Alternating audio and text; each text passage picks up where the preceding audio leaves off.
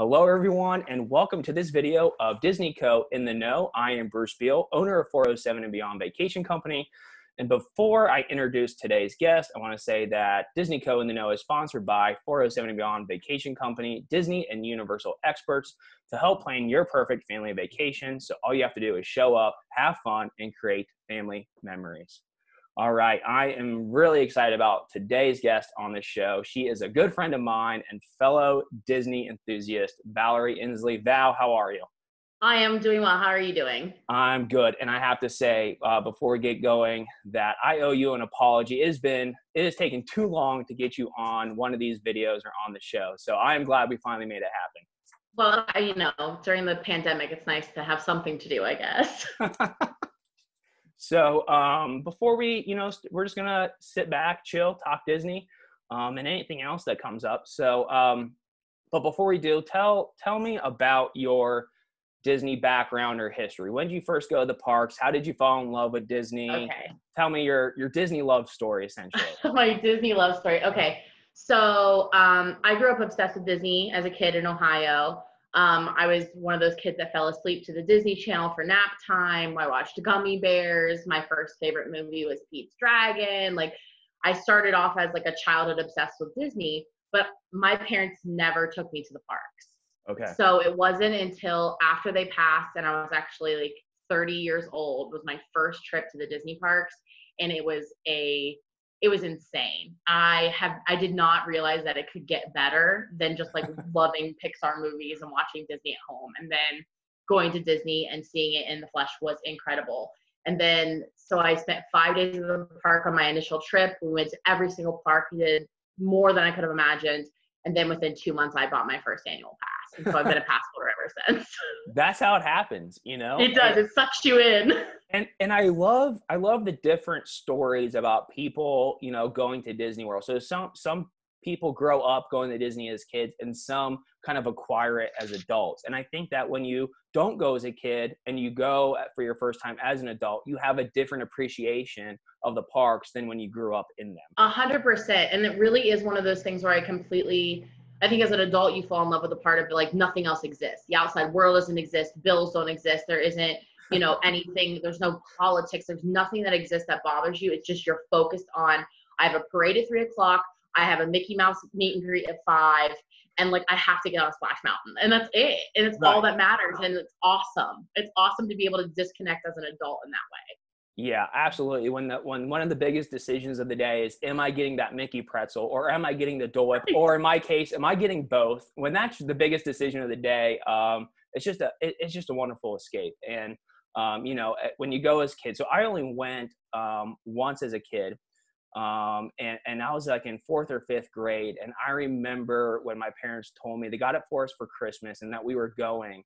I was so excited that I used all of the pamphlets about all the parks, and I wrote out an itinerary even at 10, 11 years old. Oh my goodness. I've been doing this far too long. Sure. But I didn't really grow to appreciate the parks for what they were and the escapism that they provide until I was an adult. And Elizabeth was working there, and I would go down there frequently. And I really grew to appreciate the attractions and stuff like that. So you are in Savannah. So how far of a drive is it from Savannah to? It's 4.5 hours. Okay, so very close, driving distance. Let me ask, what is the minimum amount of time that you would spend in Walt Disney World and still make that trip? So in other words, if you're going to drive down to Disney, how many days or how many hours in the parks is worth it for you to drive? 9 hours total trip. I got you. I would say it depends. I'd like to have at least 2 days in the park. If I'm going to drive down, then I'd like at least a 2 full days in the park and then be able to drive back. I have driven down and only done a day in the park. I did a special pass holder event, which was only one night. It was actually a year ago yesterday. But it was incredible, and it was really well worth it. But I only went down for that event, particularly because it was ticketed and you had to do a reservation and all that stuff. So ideally 2 days, but I have done just a day in the park and then driven back. Sometimes you're really jonesing for magic. You really got to get down there. Exactly. You leave early in the morning, leave late at night. Yeah, I would say, for those of us who don't live as close, like myself, 4.5 hour drive from the parks seems like a dream. For us, it's a 2 hour, 20-minute flight from Columbus, Ohio. So, Right. But yeah, I figure for you, as obsessed you are at the parks, that, it would only take a day or two for it to be worth it. So it was literally every hour of vacation time I used last calendar year was spent at Disney. I went nowhere else, which was so how many, like, so what are you doing this trip? And you're like, well, yeah, right. Yeah. Cool. Let me guess, you're going back to Disney. So how many years have you been an annual pass holder? This is year 3. Okay. Only year 3. Only year 3. And only year 3. And do you feel that you get your money out of it? Because, the prices have gone up recently, but, given the amount of days that you go. Yeah. I think you have to weigh that out for yourself. Like, what do you think is worth it? If you do, like, my things really to be, I think, at like $50 a trip. And then once I hit that, anything after that was awesome. So like the first year as a pass holder, I spent 47 days in the park. So then it brought it down to like $22 a trip. Oh my goodness. So for me, think about that. Imagine like the mental image of like every time you walked in the park, you handed them $20 and that was it. And you're like, right. Like I felt like I won. And I think it's, it's all about how much you do. But like for people who live further away, if you go only like 3 times, but you go, let's say 4 or 5 days at a time, it pays for itself. It does. So it's all about like what it equals out for your family and like you personally. Because once you get there, you don't have to spend money. I don't buy a lot of food in the parks. I'm notorious for not spending money at food in the parks, or doing X amount. I only brought $50 with me to do it for food. So I think it's all about what balances best for you and what makes it worth it for you. So for me, it was like any more than 20 days in the park for the year, I was good with renewing the pass. Yeah, that makes total sense. And Val, we have traveled together, and I can vouch for not spending a lot of money in the parks, but your run crutch is definitely Spirit jerseys, right? 100%. Yeah. Actually, one should be arriving via UPS any moment now. Which one did you get recently? I got the Disneyland Tropical one. It has pineapples. Pineapples are a crutch down here. They're all over they're decorated my entire apartment. So when I saw a pineapple on a Spirit jersey, I said, I think I need that one. Yeah, absolutely. So actually, speaking of Disneyland and Disneyland being on my Starbucks mug here this afternoon, have you been to Disneyland? And if not, I have not been to Disneyland. Okay. And are there hopes or plans of going? There are plans, hopefully, in the next 3 years to go to every single Disney park in the world. That would be terrific. Yes, it would be terrific. If I could tell you how many times I've watched ride videos from Disneyland Shanghai, it's embarrassing. Yeah, Pirates of the Caribbean out there. Oh my gosh, I want to do it so bad. It looks so amazing. I don't know how they even do it. I know. And one attraction that is only abroad, but that will be opening up in Epcot this year is Ratatouille, Remy's Adventure. Right, which I have been on. I have been to Disneyland Paris, so I've already ridden the Ratatouille ride. Good. So what can you tell us about Remy's Adventure for those of us who have not been to Paris yet? It is, oh my gosh, it's really not like any, I guess the closest ride it's close to would be the new Rise of the Resistance ride, because it's a trackless sort of ride and things happen around you, but you're shrunk to the size of a rat and you sort of go through the kitchen as Remy would. So everything is on that, the scale is very large, everything's very tall, everything's very much built upwards. And it does that thing with screens and sort of like props. So like you'll go into the fridge and there's a scene that's happening in animation, things are moving, but then also there's like probably like a 15-foot long like salami hanging, an actual grape. So then it all looks like, it's very immersive. It happened really quickly. And for those of you who have never met me before, Ratatouille is my ultimate favorite movie. Yes, so when I was in Paris, I was losing my mind. So I spent half the ride crying. So I'm not 100% sure I remember all the details. That's too funny. So I'll say just 2 out things. Of joy. One, I have spent time in Paris, but have never found myself up to Disneyland Paris. But next time I do plan on it. The second you have to thing go. is, it's very different. It feels very different. Okay, that is what I've heard, and I have seen photos and video footage of the facade and the queue for Remy's Adventure, and I'm a sucker for in immersive environments. And they have the big Gusteau's sign up top. I don't know where they are in the progress of the construction at Epcot, but I really can't wait to see how they fit it into the France Pavilion. I agree. I think it's gonna be great. I think they're just gonna make it even better. I secretly hope they bring the fountain over that they have. Like when you walk into Paris, it's like an entire little, like, there's a bistro and it's like Chez Remy, and then it's the ride, and then the ride queue is all like those Gustos, like chicken fingers, all the stuff that Chef Skinner did, like all the hot chicken and all of that stuff, like the frozen meals. Those are all advertised as you go through the queue.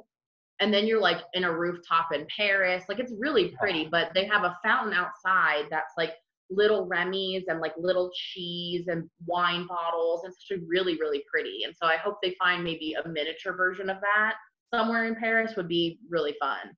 That sounds amazing. I was rewatching the Imagineering story on Disney Plus. Have you seen that yet? The best series they put on Disney Plus. I agree. They so do good. talk about Remy's Adventure and the Ratatouille experience at Disneyland Paris, and they said that, and they showed a little bit of footage, that you exit the ride through a French bistro and restaurant.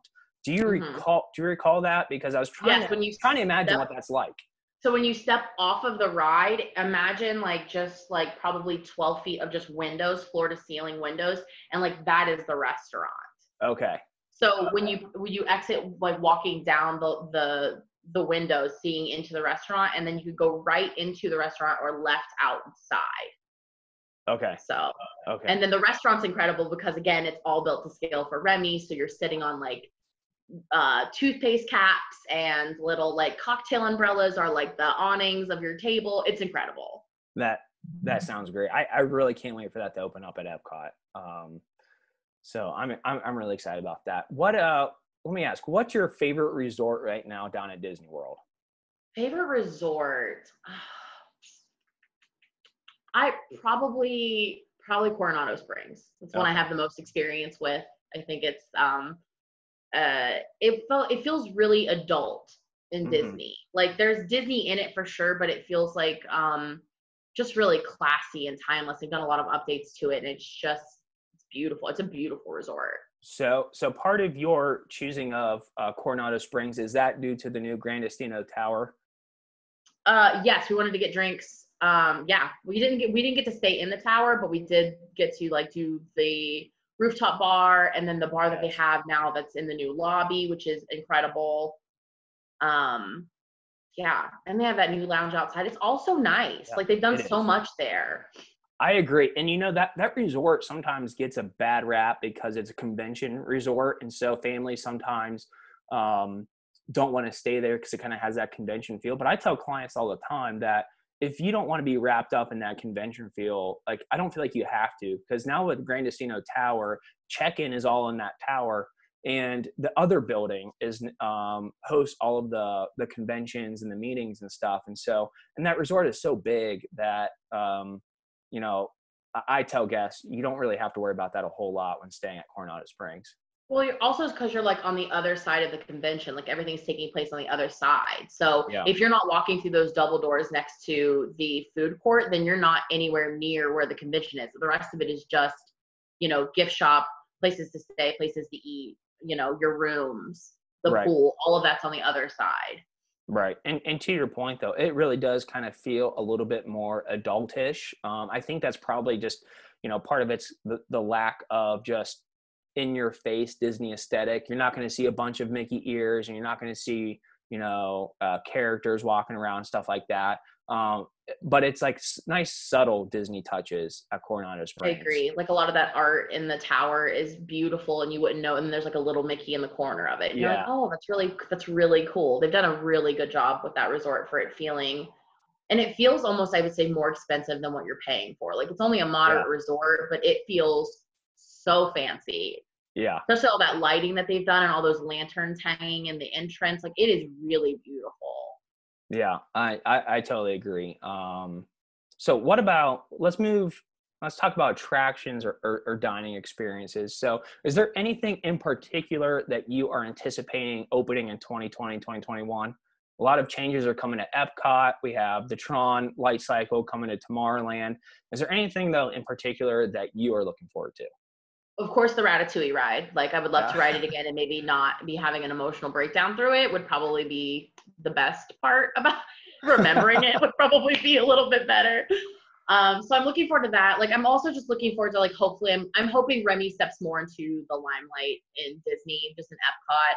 I mean, he's definitely featured through Food and Wine, but I would love there to be like a meet and greet. Like, I'm hoping since they're putting a ride in about him, maybe they'll realize how popular he is. Fingers crossed. Other than that, I'm looking forward to almost everything that's happening at Epcot, like the Moana exhibit and bringing the water in, the Guardians of the Galaxy coaster at the front. Like, I'm looking forward to how Epcot is sort of finally getting a long-awaited facelift. Not that we don't Yeah. love it the way it is, but it's really getting some attractions in there and really not focusing so much on the World Showcase, which is amazing. But I do think the rest of the park does need that facelift. I know people were really upset about it, like, but you know, it all can't stay the same. Yeah, I totally agree. There's something about like the Innovations Plaza and that area right there in the middle of the park that feels like wasted space. So I 100%. look forward to them filling that with things that people can do. So Absolutely. Because after you get past like Spaceship Earth and like Soarin', there's not a ton to keep you on that side of the park. You like, you know, you hit the World Showcase and that's it. exactly. So it would be nice to just, you know, and there's just so many more movies to integrate now. Like, think about like the last thing they put in there. Like, they did a little snippet of Frozen in Norway because they could, and that's pretty much it. Yeah. Yeah. So while we're in Epcot, give me your favorite World Showcase pavilion and your favorite attraction. Favorite World Showcase pavilion? Oh my God. Is food a factor or not? Yeah, absolutely. You gotta Okay, take the whole thing. okay, Italy. Done. Okay. Italy, Via Napoli is the greatest restaurant in all of Disney. If you don't agree with me, you're wrong. In the summer, they have the walk-up window. You can get a walk-up beer and a walk-up slice of pizza. It tastes just like the pizza in Rome. I can't say enough about it. Again, Via Napoli, Italy. Delightful. Plus, the bridge there is really pretty for photos. I've got some really good photos there. That's a really good point. Yeah. Yeah, like, it's really pretty. Like, and sometimes you'll get lucky. Sometimes you'll get a photographer up there. Yeah. A lot of times you have to do your own, but we've gotten really, like, I've had like 2 different photo shoots up there that are actually very pretty. Because they'll shoot it with the tower in the back and then they'll shoot it with the water as well, which is nice. So Italy for that reason, and then attraction wise, you know, I went to the France the did in the France pavilion, and that's actually very fun. That was something completely new. And they sort of like reinvented the story of the Beast and added LeFou as this like more titular character and gave him some extra lines. It's also narrated by Angela Lansbury, which bonus point. Perfect. But that was actually really fun. Like, it was something fresh, like something I did not expect. I thought I'd just go in there and sing along the songs, and then they had like a whole different story to tell. And also, I mean, Angela Lansbury. And then you went in expecting a sing along, but before you know it, you're up on stage directing everybody, and it was a whole thing, right? Yes, that's exactly what I did. I cut the audio of Angela Lansbury and replaced myself. So look forward to that coming this fall. Yeah, by no means is Disney Come to Know encouraging anybody to do that. So I got to put that out there.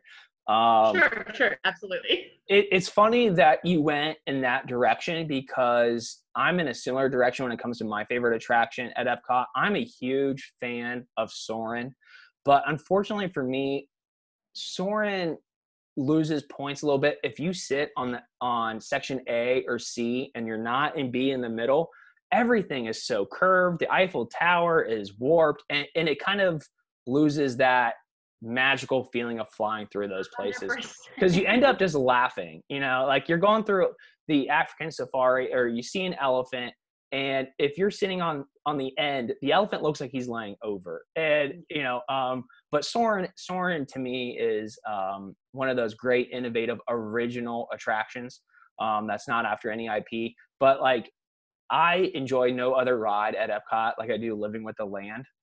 There's something about living with the land that's so relaxing. I love being in the greenhouses, seeing all the different plants.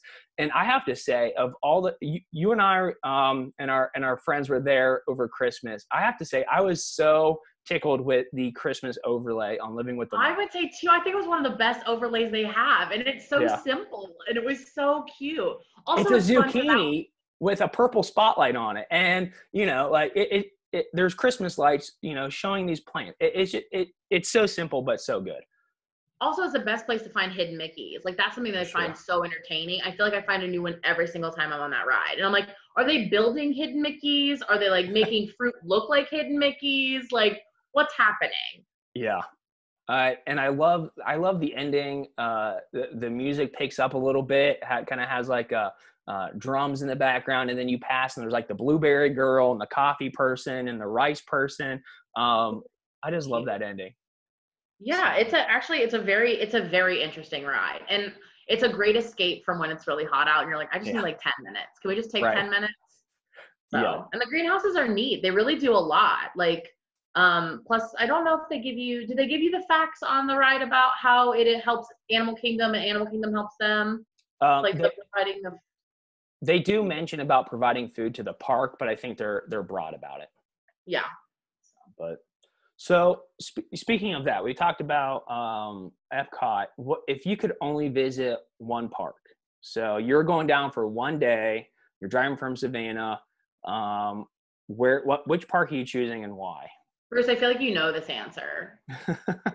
I feel like you know it's Animal Kingdom, which is a shocker to people that are not Disneyers.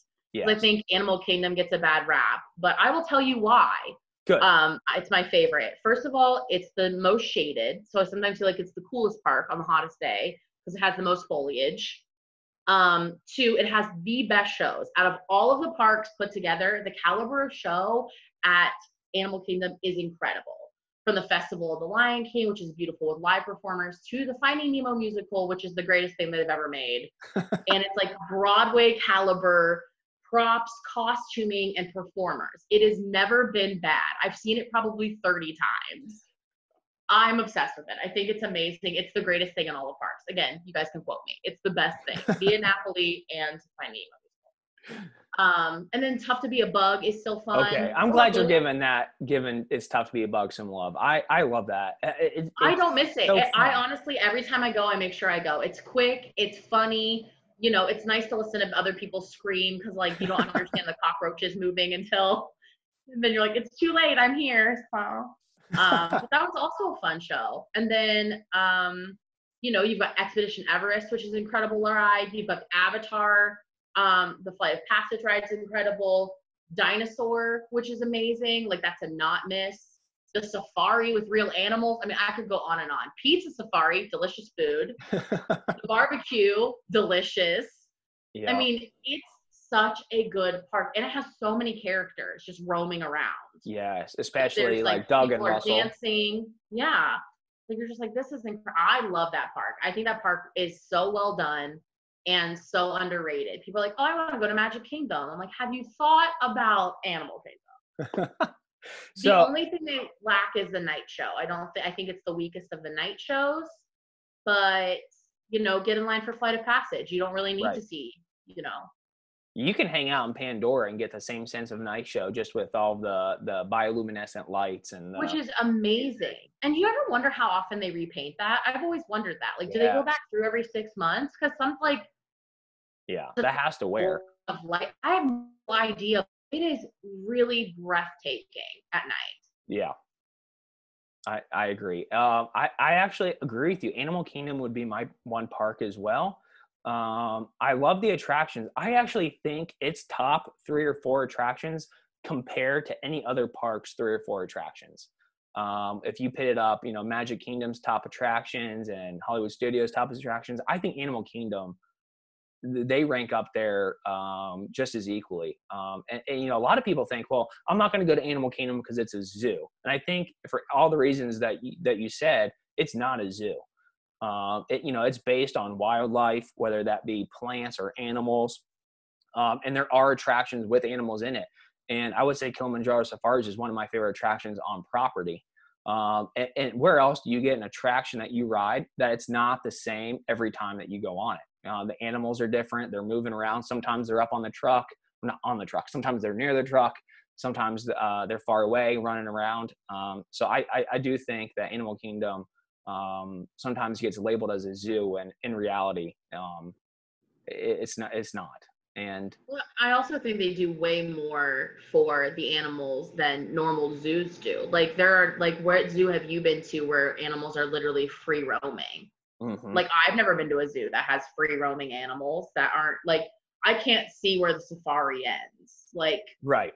and I think that's a, you know, a good point. It's a good, you know, like indicator that those animals are taken care of. And there's also like, I don't know if you've done any of the backstage stuff that they have offered, the extras. I'm obsessed with elephants. So I did Caring for Giants. Oh. And we went backstage and got to like see the elephants up close and like learn about their habitats and like learn these little things about them. And they had a woman from Africa who's very familiar living with elephants as she grew up and had a lot of things to say about them. And then the caretakers came over, and it was just very, very cool to be not that far from them and like kind of learn what they do just for the elephants. And if I was that comfortable learning about the elephants and how well they're taken care of, I can only imagine that all the other animals are taken care of equally as well.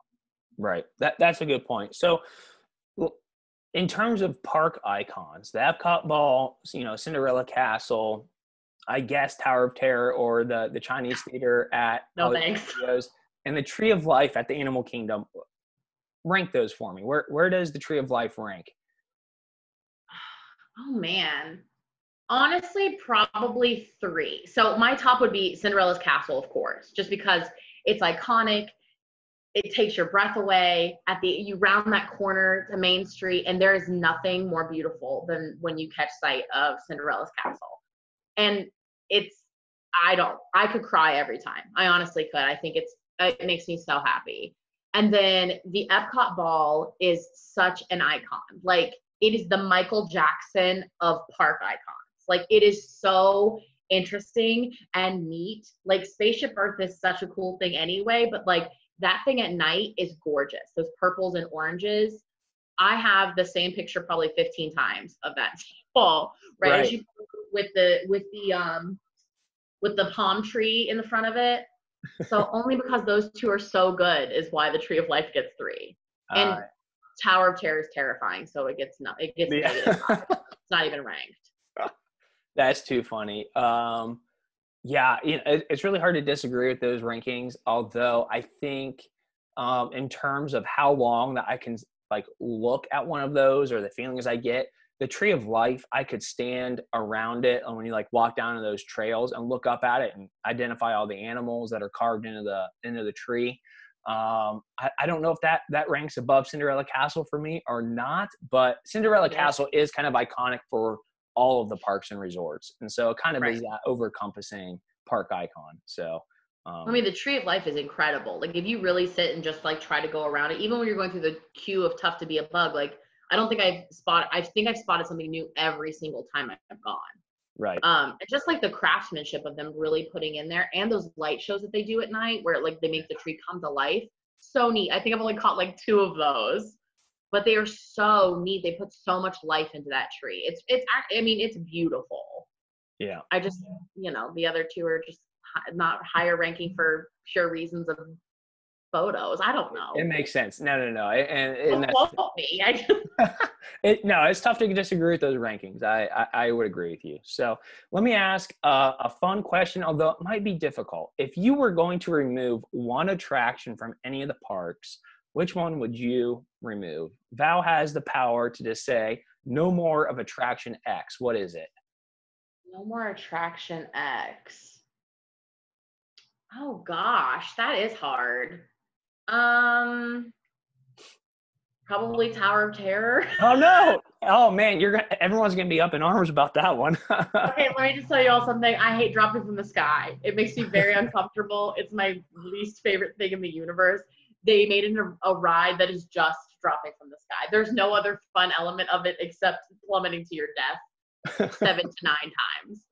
So for me, that one, if it didn't exist, I would not care. Be I okay. realized that other people would really care, but I wouldn't let them see it. The attraction actually that I would want to get rid of is actually in Animal Kingdom, and it's over in Dino Land, and the name escapes me. I want to say it's Countdown to Extinction, the one where you're spinning and you're just going back and forth, and you're just spinning. And I rode that once, and once was enough for me. I don't think I know that ride. It's not the roller coastery one, right? Yes, that's what I'm. Yeah. Oh, that one was horrifying. I was actually legitimately frightened in that one. Yeah, because you feel like you're gonna like go off the tracks. Yeah, and it just like jerks you around, and you're bouncing back and forth. That to me, that attraction could go. They could put something back.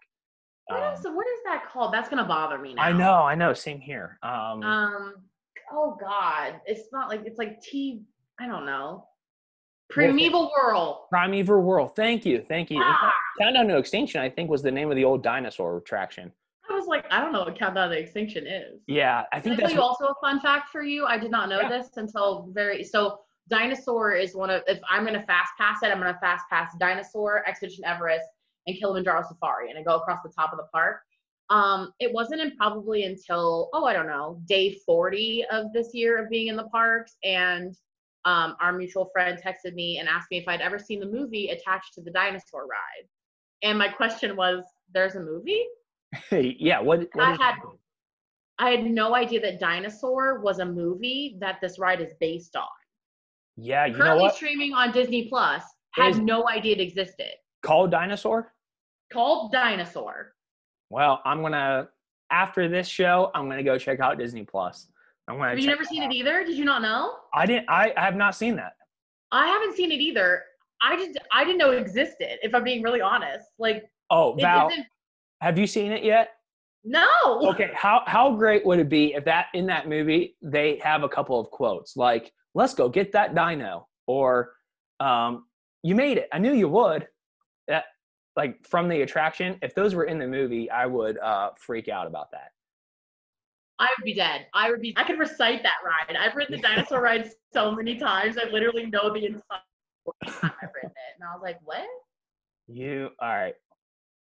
Let's give the video a second to catch up. Your audio and visuals are off. Can you still hear me, Val? Yeah? Oh no, we may have lost Val. Yeah. Are you here? Yeah, I'm here. Hello. Okay, all right. Your video had paused there for a good while. But anyways, we'll continue to talk, and whatever image sticks on the screen, we're gonna go with. So, okay, great. Because anytime a video freezes, it's always in a flattering pose, right? Why can't it freeze when we're smiling? It always feels like it captures us with our eyes closed or looking away or whatever. But speaking of Disney, speaking of Disney Plus, what do you watch on Disney Plus now? Be Our Chef is my current love affair. I don't know if you guys have seen that. It's a competitive cooking show with families, and they have to make a dish based on a character or an attraction. I'm a big foodie. I love to cook, so it's really fun. It's really, really fun to watch the kids and the families go into the parks, and they like meet Baymax, and they got to make a dessert based on Baymax, and just like they really let the kids kind of take the lead. What they come up with is really fun. So, not to mention, when you win, you get a pin of the character that you made the dish after. So, come on. Yeah, you'd definitely be into that. I was like, but yes, I'm watching a lot of that. Yeah, I'm watching a lot of that. That's a new episodes every Friday, I think. And then I'm just catching up on the old movies that I loved and haven't seen in a while. So one of the first ones I watched was Pete's Dragon. My parents' first date was to see Pete's Dragon at the drive-in. Nice. So that movie is near and dear to me, and I love it. So one of the very first things, and I just sort of like started watching through the old catalog, right? Just things you haven't seen in a while. You're like, I want to watch that. So yeah, absolutely. Let me see if I can do anything here to fix our lag here. All right.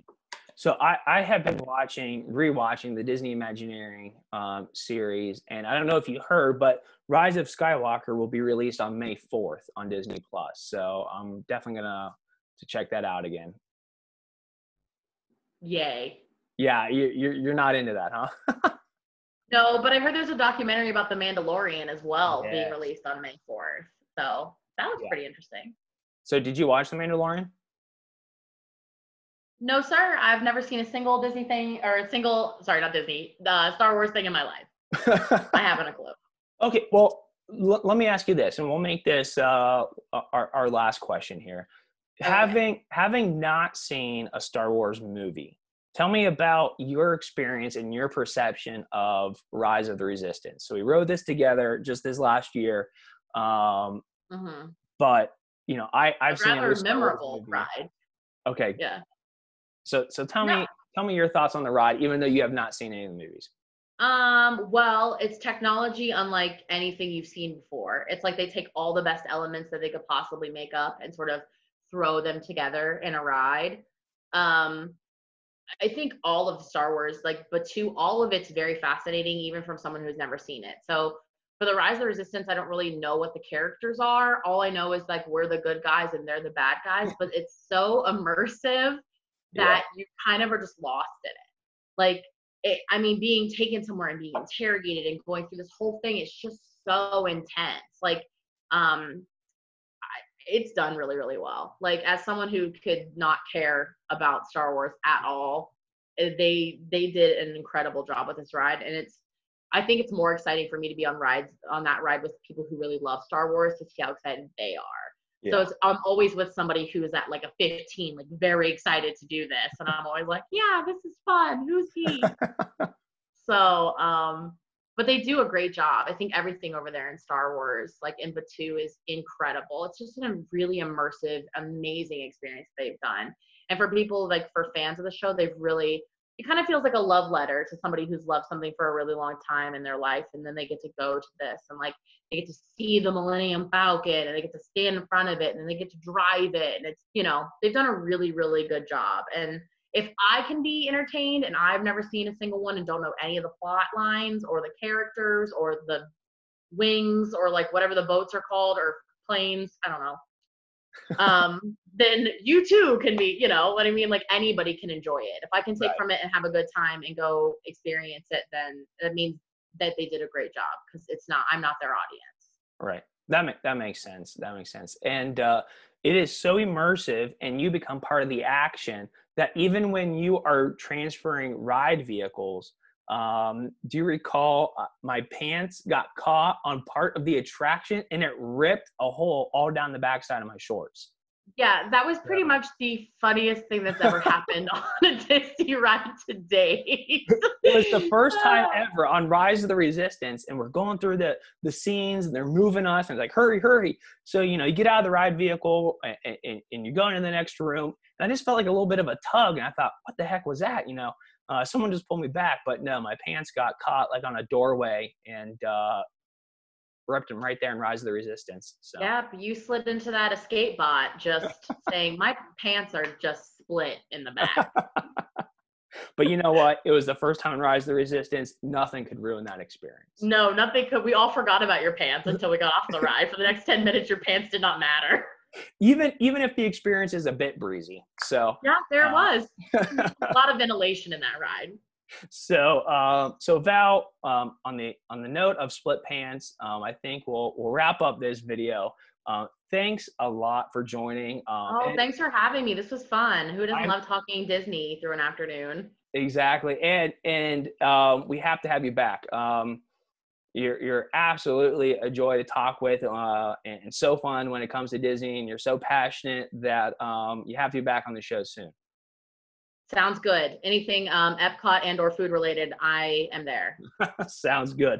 So I will remind listeners and viewers of the show to subscribe to our channel, follow us on Facebook at 407 and Beyond Vacation Company, and join in on the discussion on our Facebook group, Disney Co. in the Know. So until next time, guys, stay safe, and I'll see you on the next episode. All right. Bye, Val.